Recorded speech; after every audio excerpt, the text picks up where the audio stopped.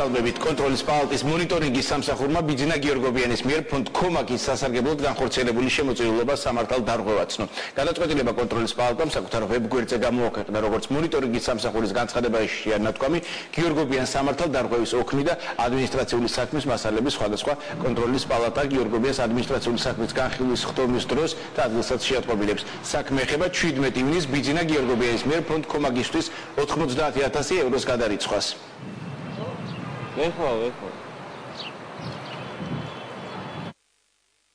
საერთაშორისო საქველმოქმედო ორგანიზაცია ფონდი ქომაგი მისი საჯაროდ განცხადებული მიზნებიდან და ამოცანებიდან გამომდინარე დაკავშირებულია პოლიტიკური პარტია ქართული ოცნება დემოკრატიული საქართველოსთან და მოქალაქეთა პოლიტიკური გაერთიანებების შესახებ საქართველოს ორგანული კანონის 271 მუხლით განსაზღვრული მონიტორინგის სუბიექტია. შესაბამისად მასზე ვრცელდება ორგანული კანონით განსაზღვრული რეგულაციები. პოლიტიკური და საარჩევნო მიზნებიდან გამომდინარე მოქალაქეთა მატერიალური დაინტერესების მიზნით ფიზიკურმა პირმა ბიძინა გიორგობიანმა საქართველოში არალიცენზირებული ბანკიდან კანონით დადგენილი მოთხოვნების დარღვევით 2012 წლის 10 მაისს 90,000 ევროს ოდენობით უკანონო შემოწირულობა განახორციელა, რის გამოც საქართველოს კონტროლის პალატის მიერ საერთაშორისო საქველმოქმედო ორგანიზაცია ფონდი ქომაგის ანგარიშს ყადაღადა